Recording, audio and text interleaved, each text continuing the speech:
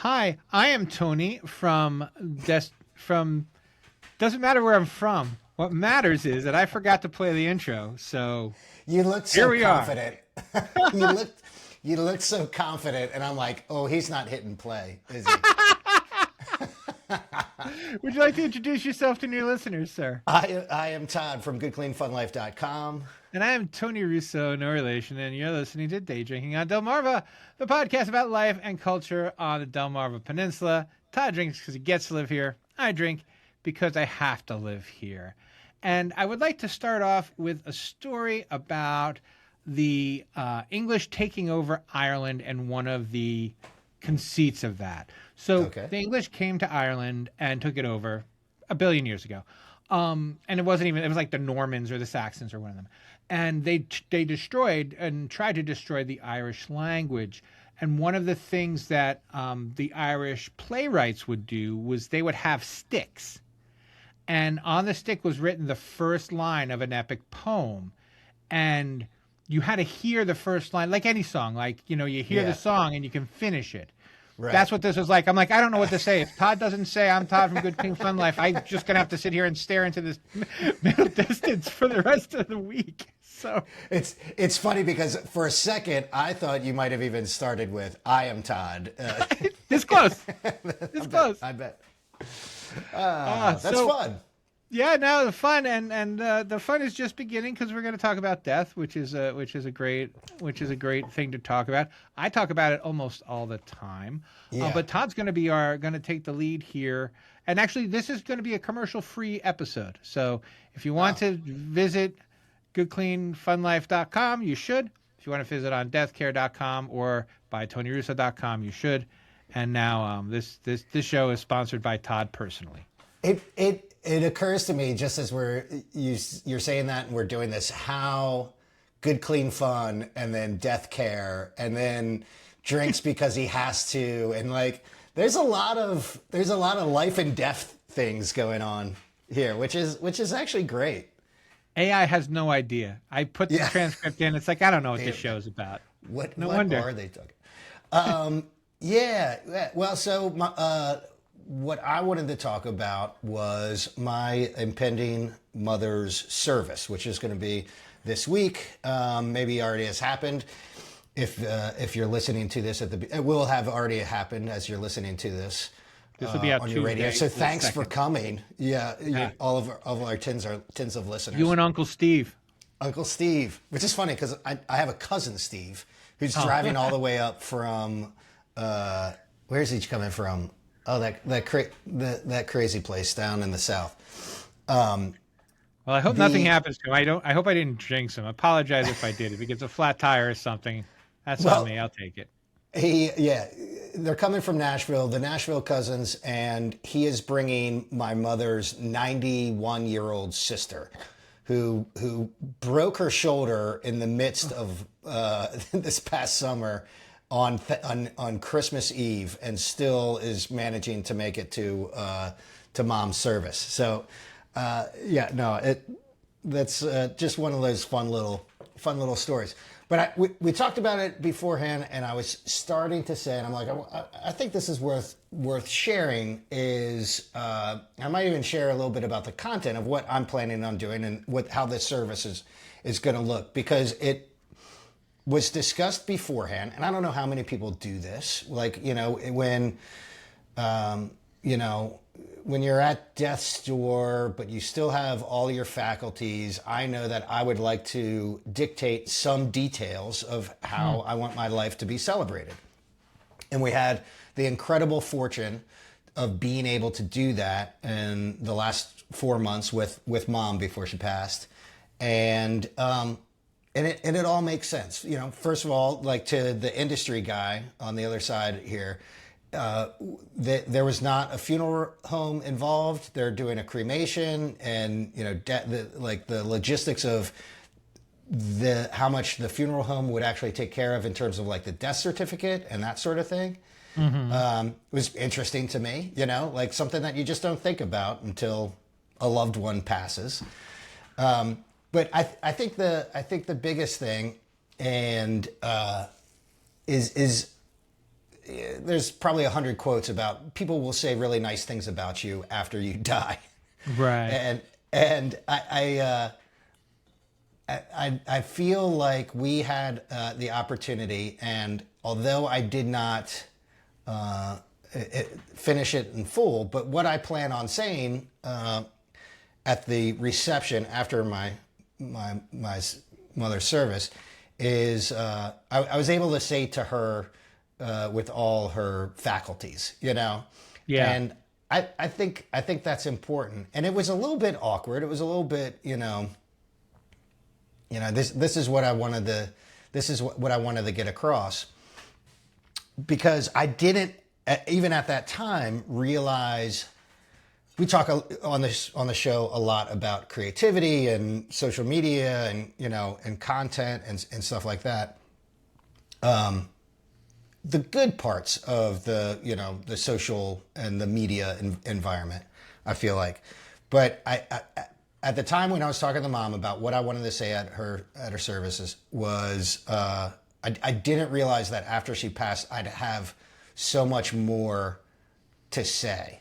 And I think that's normal and part of the grieving process. I know that a lot of people, probably our age, I think a lot of people deal with uncomfortable things with especially if they have the propensity for sarcasm to lean into that dark humor and kind of call things out and that sort of thing. And that's what I found myself creating and doing after she passed.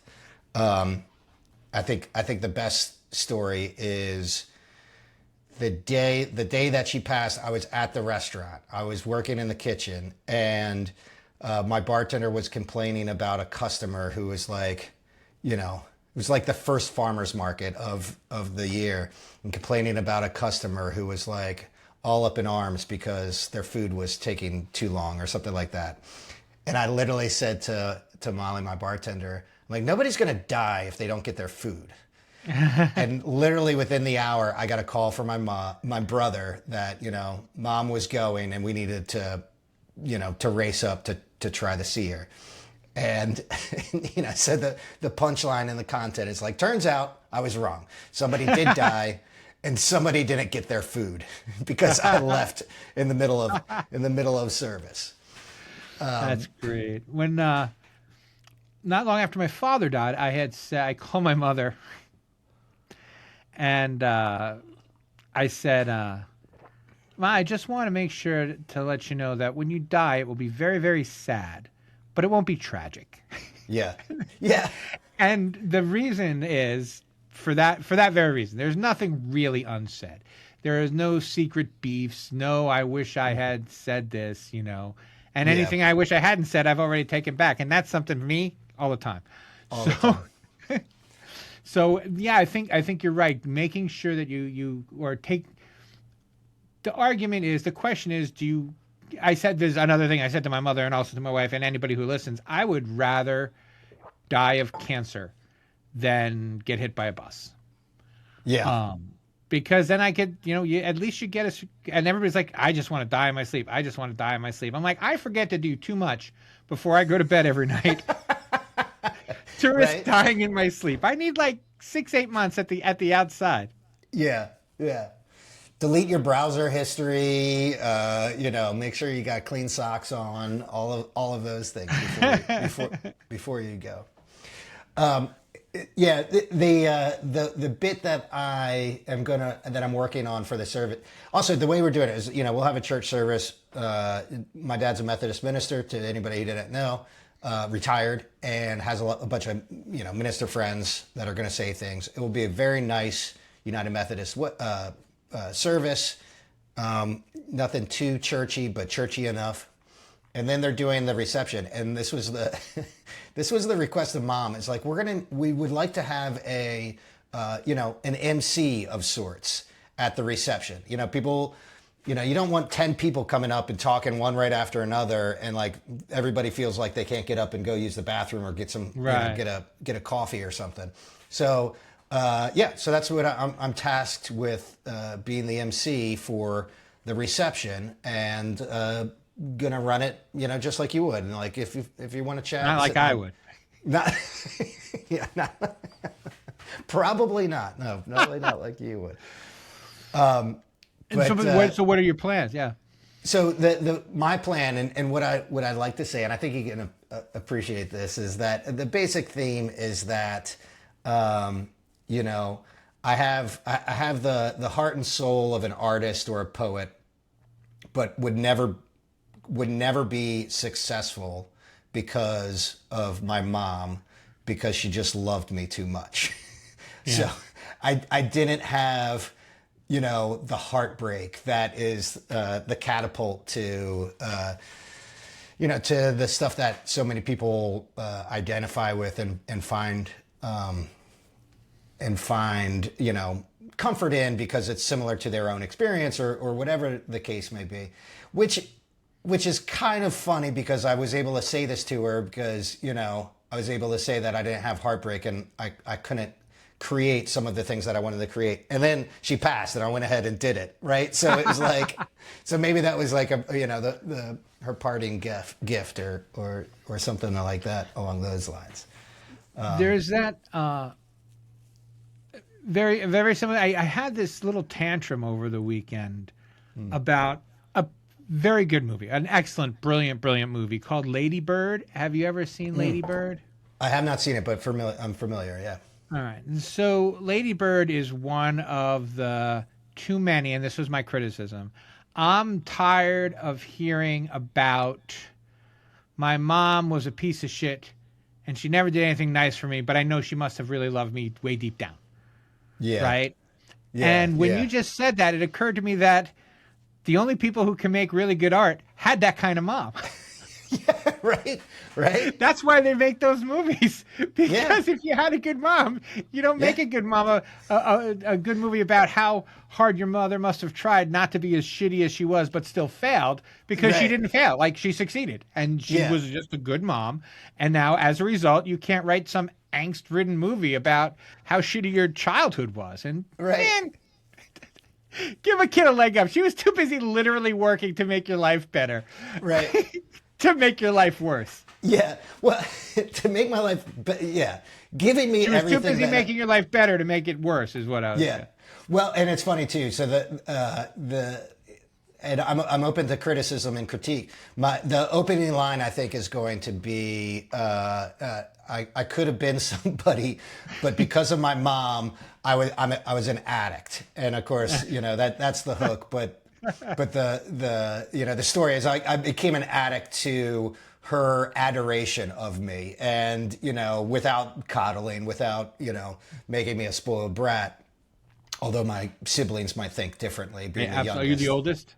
I'm the youngest. Yeah, I'm the baby. So same thing. Yeah, so like that's kind of the thing, and it's very true to her and her personality. I mean, she definitely had a lot of love to spare. So I mean, I think it one of those things that resonates with everybody. Do you happen to remember your grandparents? Yeah, very fortunate to have had 3 of my grandparents. I don't remember my grandfather on my mother's side, but my grandmother on my mother's side was at our wedding. All 3 of my grandparents were at our wedding. Oh, wow. That's great. I mean, yeah, pretty crazy. Both parents of Natalie's mother were also at our wedding. Yes. And then this is the first of our parents to pass between Natalie and I, and both of our parents are together and have been forever.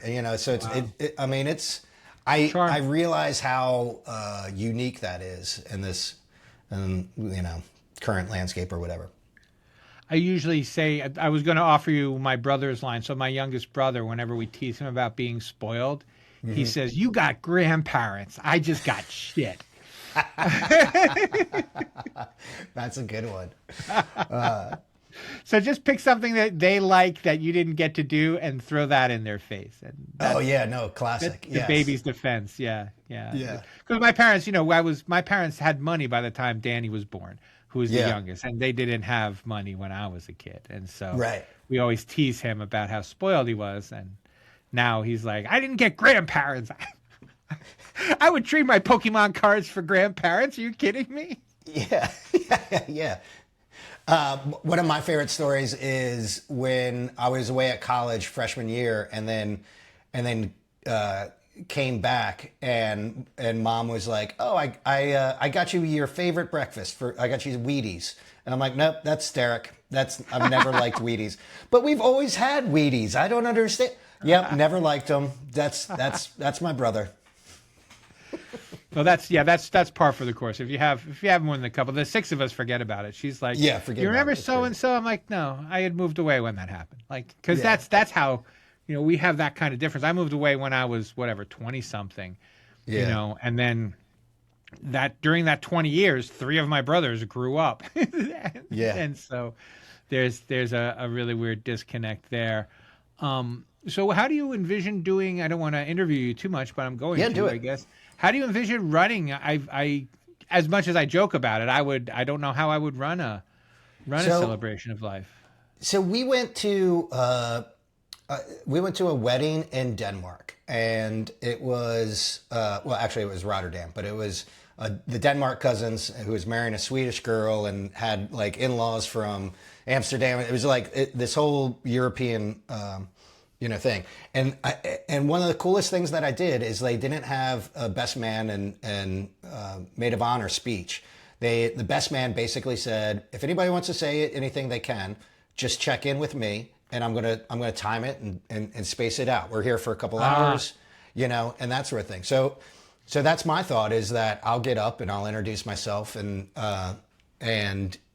be the literal master of ceremonies and say, all right, when cousin Judy wants to get up and say something, and and then I could brief everybody, and it's like, is it gonna be short, long, sad, or sweet, and just kind of try to pace it out accordingly, and that gives.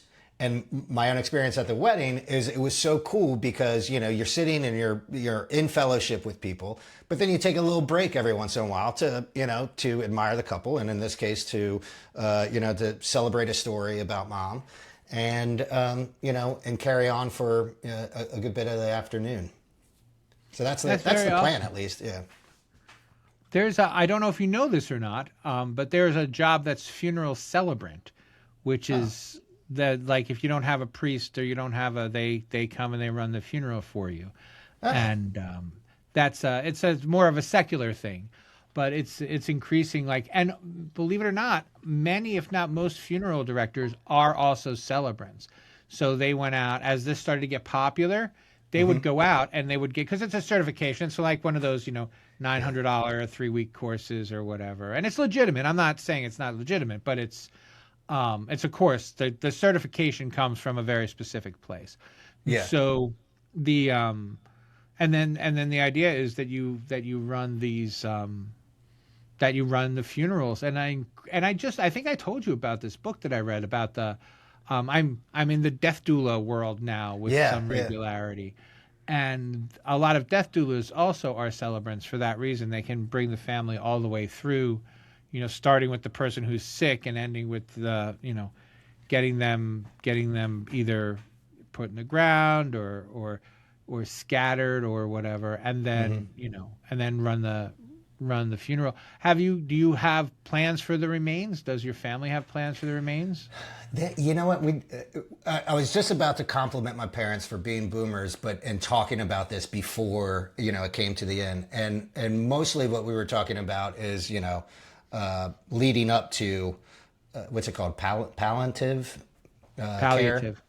But we hadn't talked about the remains, and I'm not sure, but obviously without, I don't know if I'll find out.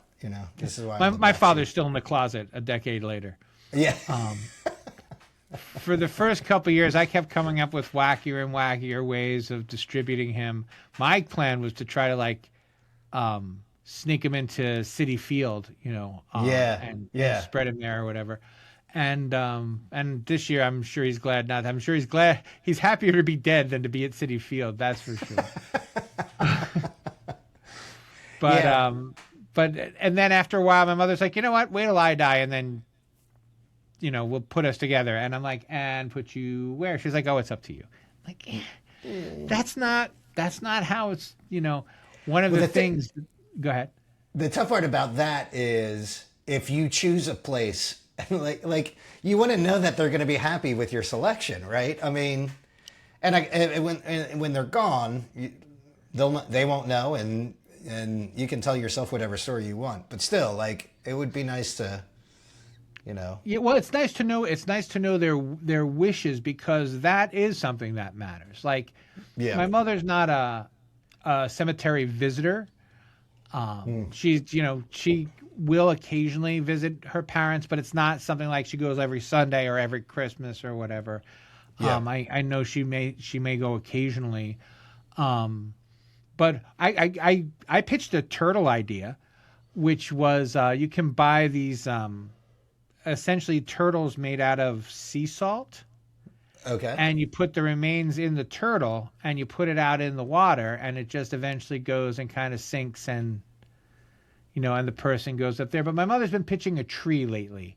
And so I think that she might end up doing the tree thing. And there are lots of scattering forests where you can, go and put your loved one there, and you can mark the place and go back and visit. And I'd be much more likely to visit a forest than a graveyard. So Well, and it's funny too, because the running joke after Mom passed was in lieu of flowers, send flowers. And she was a green thumb. She loved her garden. She loved roses. I've been gifted a couple rose bushes, which is absolutely fantastic. And being turned into soil or tree or something like that, I think would definitely, or scattered amongst roses, would definitely be high on the wish list. I did see a story just recently that, as we're talking about this as a family, even Nellie, my daughter, sent me something, and there's, I guess, like a composting place in Harford County, Maryland.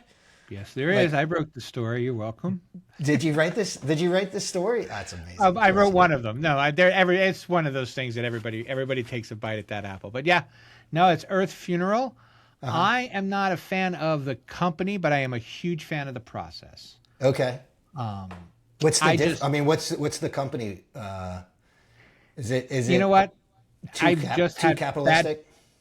No, I've had bad personal experiences with them as far as writing about their business. They weren't always as upfront. I still don't write what they tell me, because I don't want to be responsible for the truth content of it. Yeah. But the other thing that bothers me about Earth Funeral is AI slop.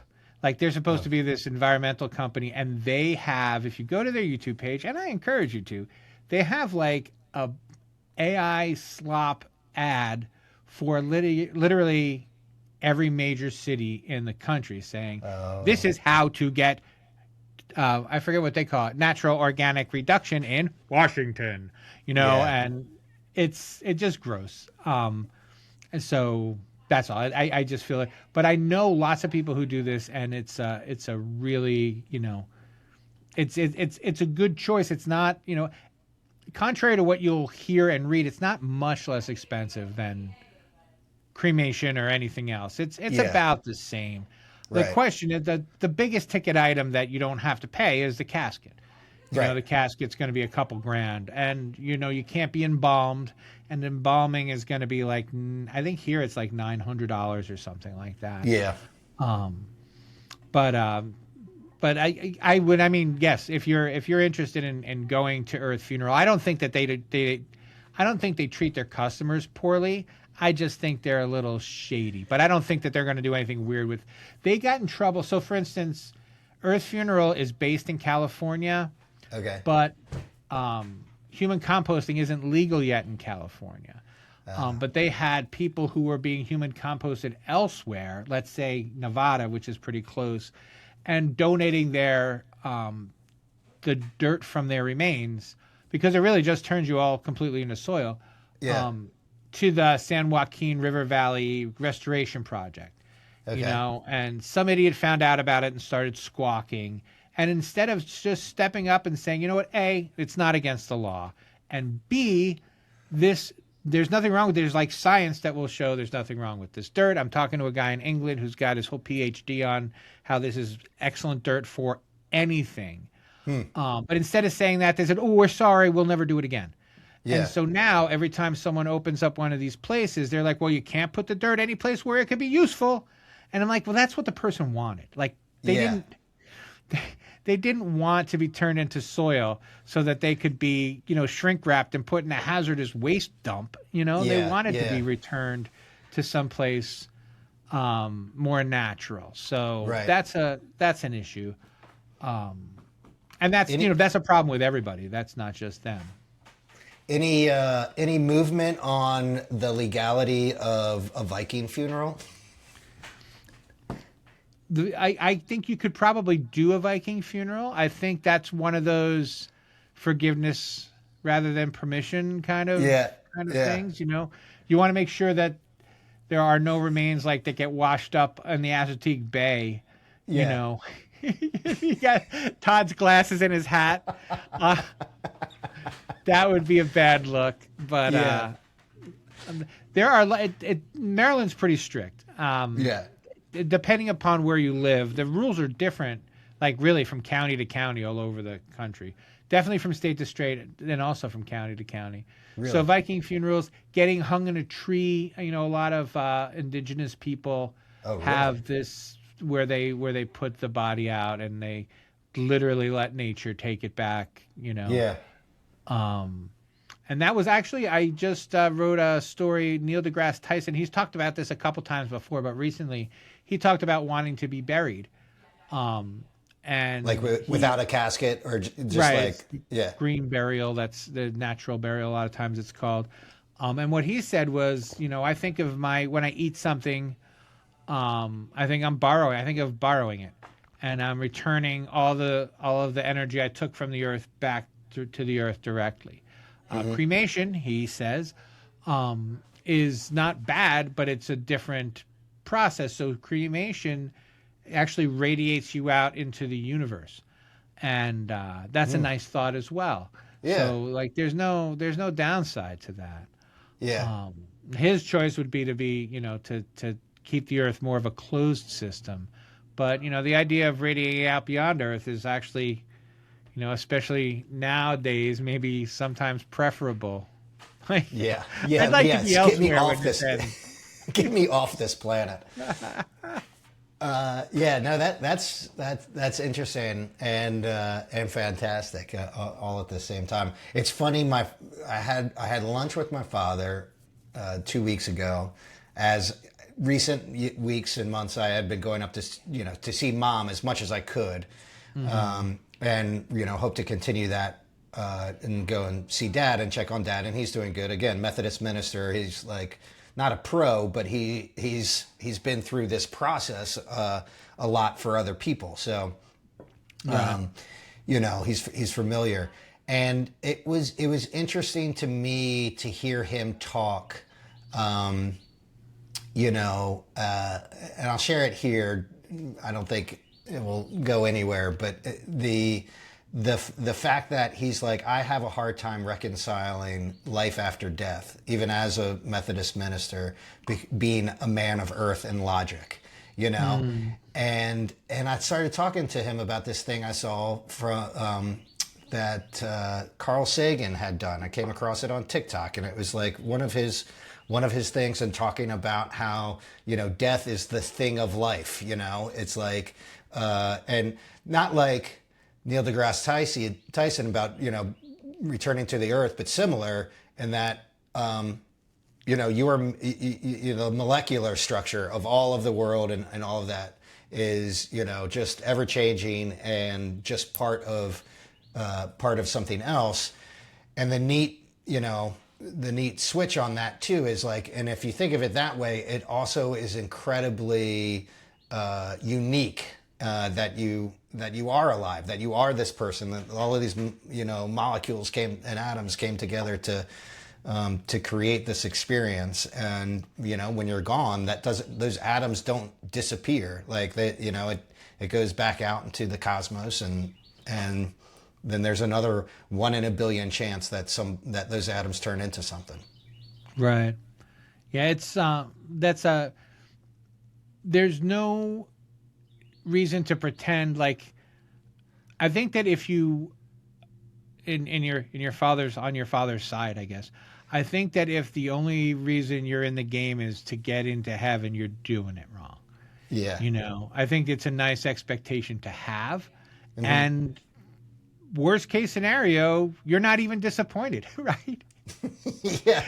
Yeah. If there's a heaven, you go, unless it's a very specific heaven. And if there's not, you don't know. Yeah. So there's nothing wrong with that, you know, and I think that, you know, it's a really admirable thing to be open to it, but not for, you know, not for the reward, I right. guess. I think that a lot of times, especially ministers, are more faithful because they learn to question their faith, as opposed to people who never consider questioning their faith. They're like, well, whatever they said, I'm for that. You know what I mean? And so, like, you know, these are just essentially religious scholars that are struggling with religious questions. Right. And it's an important and valuable thing to do, because we can. Like, if you have a brain and you're not struggling with the question of religion, then you're leaving a part of it, you know, unused. I used to get a lot of shit from my philosophy professors for being like, I don't have the energy. Let's talk about something that I care about. So, you know, the faith is the act of questioning the faith, not in the act of proclaiming it. Anybody can proclaim faith, but not everybody can question it. So yeah, very good. All right. Well, and on that hilarious, happy, irreverent note, we're gonna go ahead and call it a day. I'm sorry. I'm going to ask you a question, and I can even cut this out if you don't want. You didn't say your mom's name, and I'm not accusing you of anything. But if you didn't do it on purpose, that's cool. If you didn't do it by accident, you probably should. I should say mom's name. Her name, Polly Jean DeHart. And one of the great stories about her birth name being Polly is that her mother's name was Helen, but she talked so much that she got the name Polly Bird, or so, you know, like Polly like a parrot. And so, like, just a fun little story that her given name is from her mother's nickname, which... That is fantastic. All right. And, you know, there's also always plenty of stuff to talk about, but we will talk about that next time. For now, we're going to call it a day. So I got nothing else. How about you? I got nothing. All right. Well, remember, until next time at the beach, it's happy hour whenever you want it to be.